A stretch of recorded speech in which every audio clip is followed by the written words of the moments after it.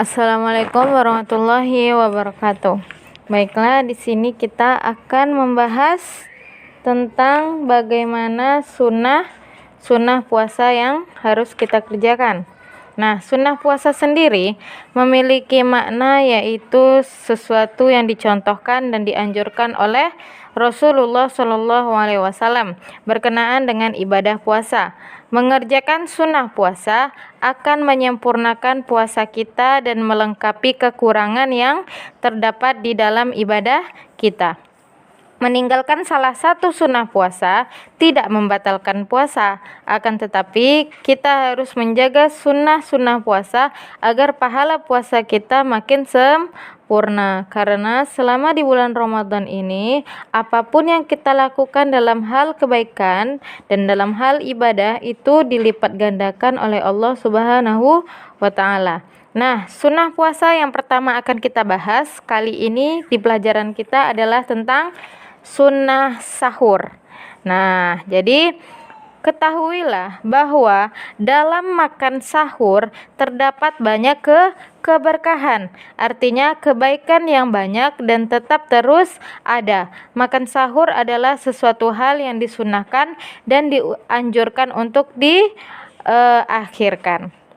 Jadi makan sahur itu termasuk salah satu sunnah puasa. Rasulullah Shallallahu Alaihi Wasallam menganjurkan untuk makan sahur sebelum berpuasa. Seseorang tidak boleh merasa kuat sehingga semaunya saja berpuasa tanpa makan sahur terlebih dahulu. Sebab pada makan sahur itu terdapat keberkahan, ya. Dalam hadis riwayat Bukhari dikatakan tasahharu fa inna fis sahuri barokatan. Makan sahurlah kamu karena padanya terdapat keberkahan. Nah, jadi ada beberapa faedah dari hadis tersebut. Nah, dari hadis tasahharu fa inna fis sahur barokatan. Faedahnya apa? Yang pertama, anjuran untuk makan sahur. Yang kedua, makan asalnya mubah atau boleh. Namun jika makan seperti ini diniatkan untuk takarrub atau mendekatkan diri pada Allah, maka bisa berubah menjadi hal yang disunahkan. Intinya perkara mubah bisa berubah menjadi sunnah dengan niat seperti dalam makan sahur. Nah, faedah yang ketiga, hadis ini menunjukkan dianjurkannya mengakhirkan makan sahur karena kata sahur dalam bahasa Arab dimaksudkan untuk akhir malam. Yang keempat, kata sahur berbeda dengan kata suhur. Sahur berarti makanan yang dimakan di waktu sahur, sedangkan suhur bermakna aktivitas makan sahur. Jadi yang satu berarti makan dan yang lain berarti aktivitas atau makan, ya, aktivitas makan. Kemudian faedah yang kelima dari hadis tersebut, yang dimaksud dengan barokah adalah bertambah dan tumbuh. Hadis ini menerangkan barokah itu ada pada makan sahur, dan yang menetapkan barokah seperti ini adalah Allah Subhanahu wa Ta'ala. Sehingga barokah itu bukan datang dari benda itu sendiri, namun dianugerahkan oleh Allah Subhanahu wa Ta'ala.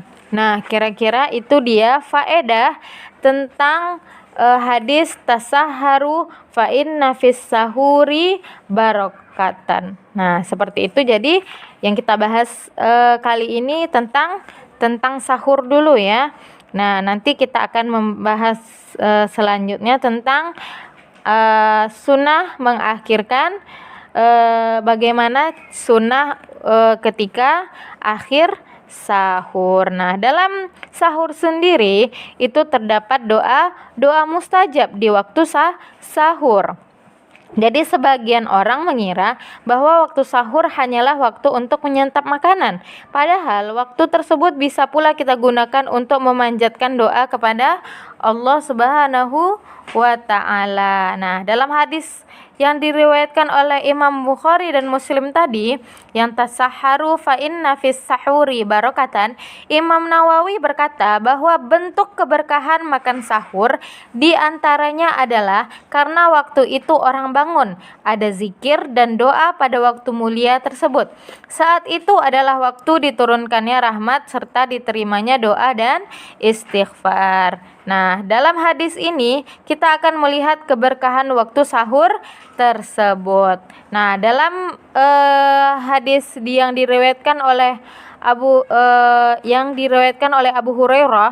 Nah, Abu Hurairah berkata bahwa Rasulullah Shallallahu alaihi wasallam bersabda, "Yanzilu Rabbuna tabaraka wa ta'ala kulla lailatin ilas sama'id dunya hina yabqa sulusal lailil akhir yaqulu man yad'uni fastajiba lahu may yas'aluni fa'utiyahu may yastaghfiruni fa'aghfir lahu." Rabb kita tabaraka wa ta'ala turun ke langit dunia ketika tersisa sepertiga malam terakhir. Lantas dia berfirman, siapa saja yang berdoa kepadaku maka akan aku kabulkan. Siapa yang meminta kepadaku maka akan aku beri. Siapa yang meminta ampun kepadaku maka akan aku ampuni.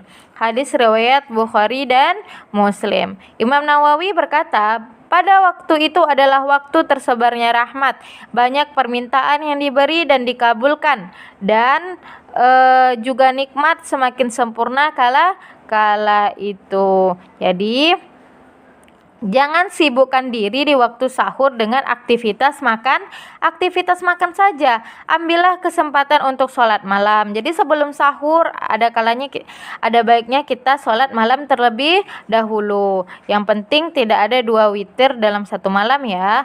Lalu tambahlah dengan memanjatkan doa. Apa yang akan kita doakan? Nah, kita panjatkan di waktu sahur ya. Jadi itu dia bagaimana mustajabnya waktu sahur. Jadi waktu sahur itu jangan digunakan hanya untuk makan saja, tapi bisa juga, dan yang paling afdal kita gunakan untuk sholat malam, untuk berzikir dan berdoa kepada Allah Subhanahu wa ta'ala. Itu saja pembahasan kita. Minggu selanjutnya kita akan membahas tentang bagaimana mengakhirkan waktu sahur. Oke? Itu saja dari Ustazah. Assalamualaikum warahmatullahi wabarakatuh.